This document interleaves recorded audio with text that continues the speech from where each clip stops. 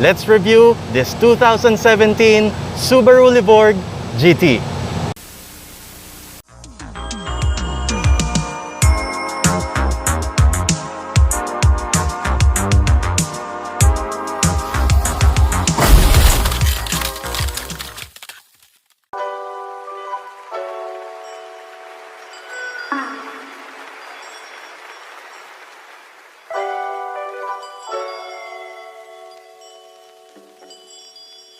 Okay, Trey, I got this.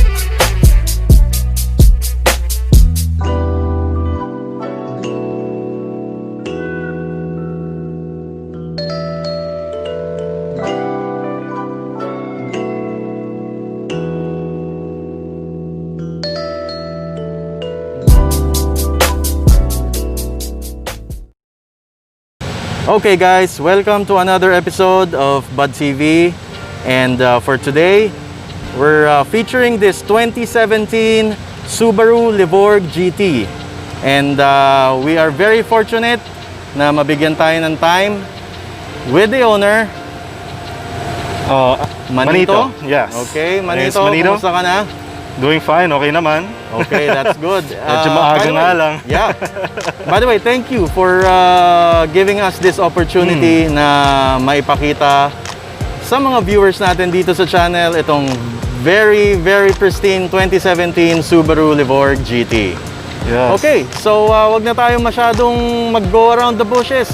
Simulan na natin tong walk around video na ito para sa ating mga viewers. Guys, before we proceed, don't forget to give this video a thumbs up. Comment down below for any questions, comments, or suggestions that you might have. And wag niyong kakalimutan to subscribe to Bud TV. Click the bell icon para ma-notify kayo sa mga future videos natin. Okay, so Kuya Manits, can you give us a brief history? Paano mo nakuha tong Subaru Levorg GT na ito? So how I got this car, medyo it's a weird story. Tsaka I will be explaining what makes it weird or what makes the car just a bit special than the usual Levorgs out there. So it was around 2016. Pinapa-service ko yung jeepney ko. Okay. You know, at the shop that I bring the car to. So habang pinapa-service ko yung kotse, may dumating na wagon, silver. And when I saw it, sabi ko, shit. Okay. Ganda, diba? Sabi ko, this looks really good. Growing up as a wagon guy, I could not take my eyes off it. Sabi ko, man, this is ganda. I never saw it before. I never heard of Subaru releasing a new wagon since the Legacy. Okay. Since the Legacy back in the late 2000s, early 2010s. So, nung nakita ko na siya, sabi ko, you know what? I like this car. I love it. And then later on, the time came. You know, sabi namin, okay, time to get a new car.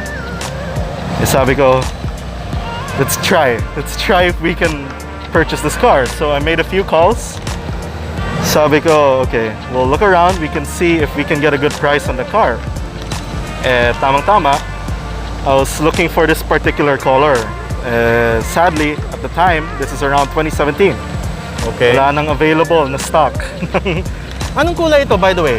This is actually steel blue gray. Okay, okay. Gray, Grayish it's kind blue, of in layman's term? Yes, in layman's term, grayish light blue. And then suddenly, the dealership that I was in contact with at the time said that they had a different unit. And the thing is, if you look at the papers, look at the brochures, the magazines, everywhere, even MI said so, is that they only have one variant of the Levorg for sale, and that is the Levorg GTS. But then MI told me is that they have this unit that they weren't supposed to sell actually. It was a car that they just had laying around. They didn't know what to do with it. Sabi ko, what? You know, I never heard of something like this before. Sabi ko, medyo weird. And when they presented the car to me, sabi ko, well, aside from a few differences, which I will get into later, it was, you know, it was perfect. Sabi ko, I like it, you know. So we got the car, happily drove it home. Pakita natin sa kanila yung interior ng Subaru Levorg. Sure, no problem. Okay, so, ano yung mga upgrades na nilagay mo dito or kung ano yung mga special things? Special upgrade and things in the car. To be honest, I did not change a lot about the car. In terms of interior, it's as is. I barely changed anything because I don't really see the need to change much considering what I used the car for. So basically interior stock. However, there are a few things that for people who know or people who are into those little details that make this car just a bit different from your average Levorg. So first thing first, if you'll notice here, the interior trim pieces, yes, even the door sidings, even my seat, is that they're cloth and gloss black. Okay. So, Manits, ano to, no? Yung mga normal na Levorg na nakikita natin dyan, they're made out of leather, right? Yes, everything is leather. The steering wheel is black leather with blue stitching. This one, gray. Seats are black with gray stitching. Interior trim pieces are piano black. Anyway, so other things here is that this thing does have heated seats. Which is normally, hindi naman talaga meron Yes, ganyan kasi for colder countries yung mga ganyan. Di ba? Yes, for colder countries. And then another unique thing, something that really makes this car stand out compared to a lot of other cars out there, or a lot of Subarus, there is this button. For those who know, for those who are really into their JDM, you will recognize this as the start-stop system. So What does that do? So basically in Japan, you have a regulation that yung ano yan, law sa kanila na all cars have to be equipped with a start-stop system to help with country emissions. Okay. And this is what this does is on a stoplight or anytime you're stopped for a prolonged period of time, mag-off yung engine niya. But all the electronics, it will yes. shut down. It will no, Pag they nasa will traffic remain light on. ka, di ba? Yes, and the then- engine will shut down, but all the electronics are on. Your aircon's on, everything. So when you step on the brakes, it will stop. Di Yes, ba? after a few seconds. After a few seconds, di ba? And then Yes. it will just start when you step on the gas. Yes, Okay. actually, it's a very seamless thing. The second you let go of the brake pedal, mag-on na yun, tatakbo na yung kotse. Okay, so Yes. that's the technology. Dito na tayo sa exterior nitong ating Subaru Levorg GT. Yes. So, saan tayo mag-start? Dito tayo sa front end. Ano So- yung upgrades dito or ano yung mga differences na meron dito yes. sa regular na Subaru Levorg na nakikita natin sa... Yes, so for Sa those kalsada. with a sharp eye is that the variant of the Subaru Levorg that we have here is the GTS. The Subaru GTS, if you look it up or if you see some on the streets, the headlights is the Okay. first difference that you will see. The headlights of a regular Levorg GTS have black housing, or it has a black housing. Parang smoke, di ba? Yes, para siyang smoke siya, tapos yung accent niya dito is black. But then what this car came with, the GT, are these chrome headlights. These headlights are actually part of the GT styling option in the Subaru catalog in Japan. In fact, these are the same headlights you will see on the 24 hours of the Nürburgring WRX. Okay. Subaru's N24 car. Kasi it gives more visibility talaga pag clear, no? Yes, but then aside from the housing, I don't really see much of a difference. It's just sort of a cool little quirk that if you know, you know. If you don't know, you don't. You don't have to know. So Okay. other things have the car. So you can see it's wrapped around in a very low-profile STI style kit. Okay. So when I was, conceptualizing what I wanted with the car, gusto ko lang yung malinis. I didn't want It didn't much. came with a stock. Sorry? It didn't came out with a stock, di ba? This is an upgrade, right? Yes, this is an upgrade. But then eventually, I will be changing it.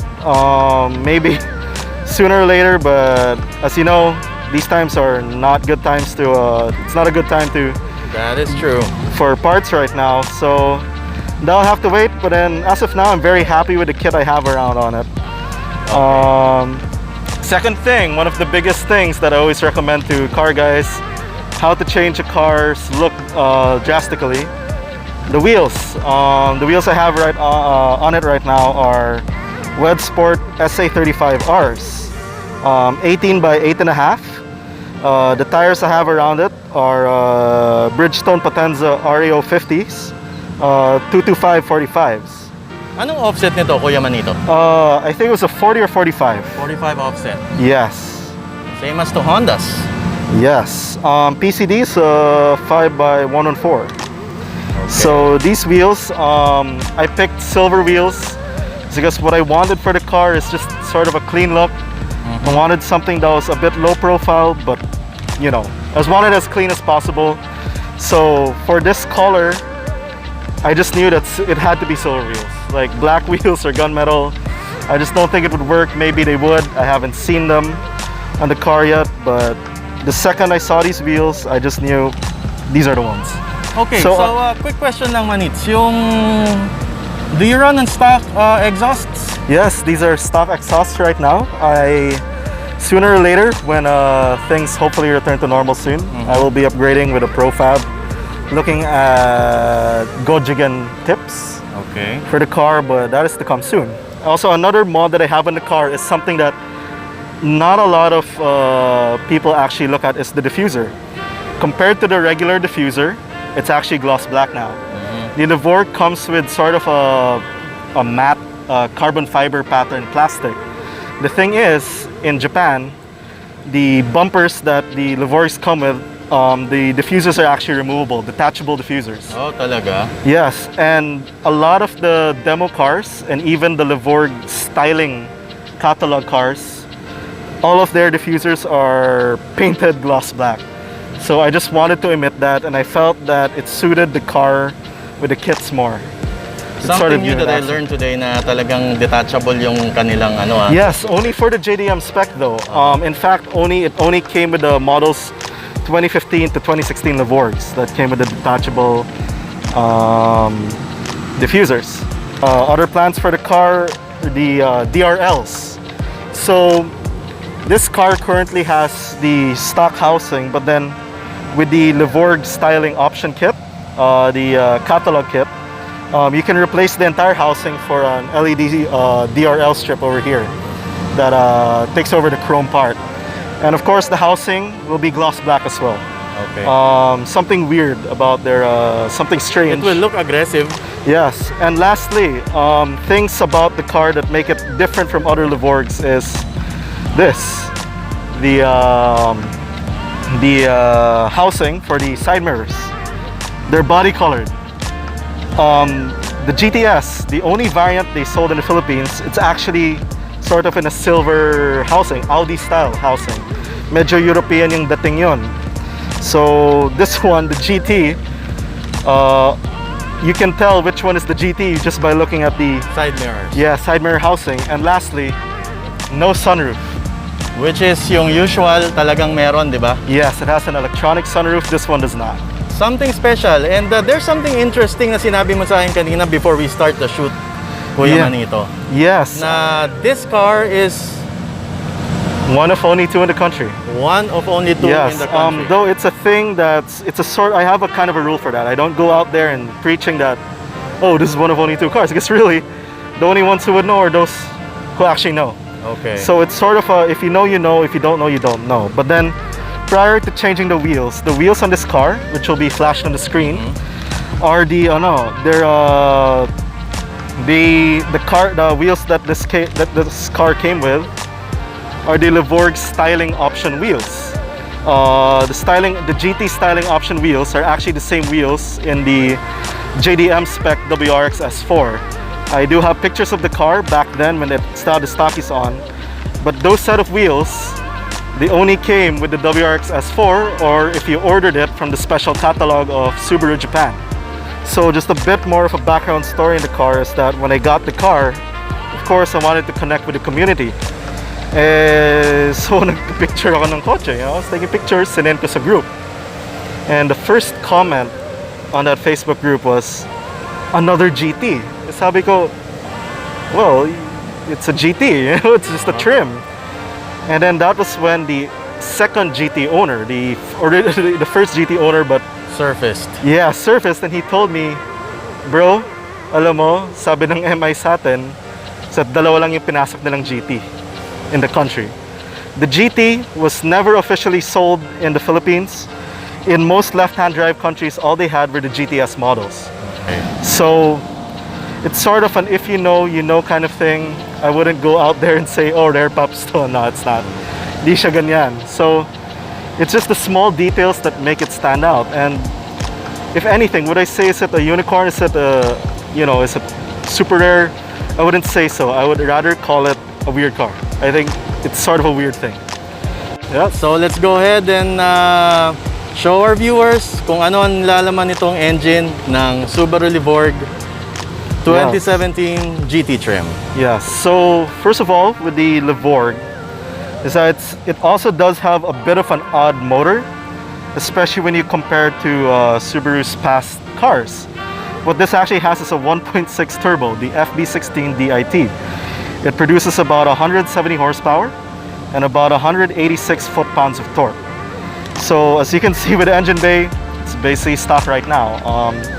I do have plans for it, but then as with the Levorg, it's an odd engine. A 1.6 from Subaru, a 1.6 turbo from Subaru it's weird. It's odd. Usually when you look at Subarus, you associate them with 2 liters, 2.5 liters. Yeah. You know, the big engines, sometimes the 3.6 liter engines, but then a 1.6 turbo. You know, they never had any of those before. It's a very efficient engine, very reliable as well. Efficient, reliable, yet powerful because of the low boost turbo system na meron ito. Yes, and of course, the car is equipped with a CVT. Which For is most good. car enthusiasts, you know, CVT is heresy, you know? Yeah. They don't like that, but then a CVT plus a turbo, you're It's a always good going to be on combination. boost, yes. It's a good the combination. car, it's not, I wouldn't call it a lot of power, but it's more than enough power for what I use it for. In fact, I plan to get a tune later on. The warranty just ended this year, so, you know, it's time for me to fire away. So, yung upgrade natin na meron dito is A Cusco strut bar. stability. Nagkabit ka ng Cusco strut bars for added stability Yes. pagka nagda-drive ka.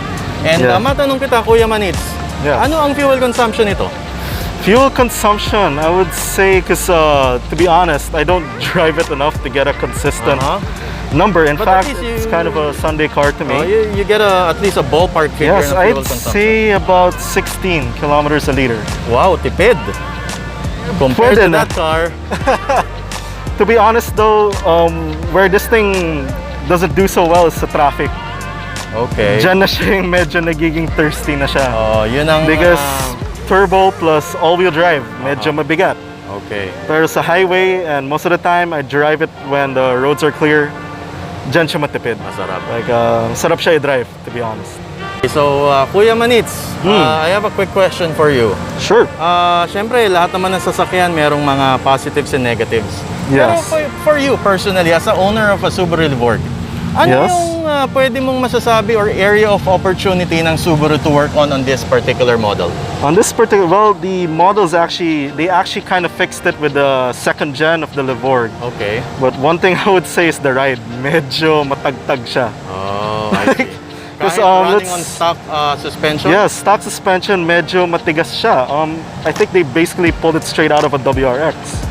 And the thing is, the market for this car, a lot of the people I know that own Levorgs usually are retired project car owners, mga galing WRX, mga galing STI. Of course, when you're graduating from those sportier performance-oriented cars, diba, you'd want something a bit more plush. Unfortunately, this thing is anything but plush out of the box. They did fix it with the later gen Levorgs, which I happen to drive through a friend of mine, but definitely I do wish the suspension was a bit softer, and it doesn't help that my car is currently on Tane H-Tech lowering springs. So Yes. We forgot to mention, to mention na yung suspension system niya has been upgraded as well.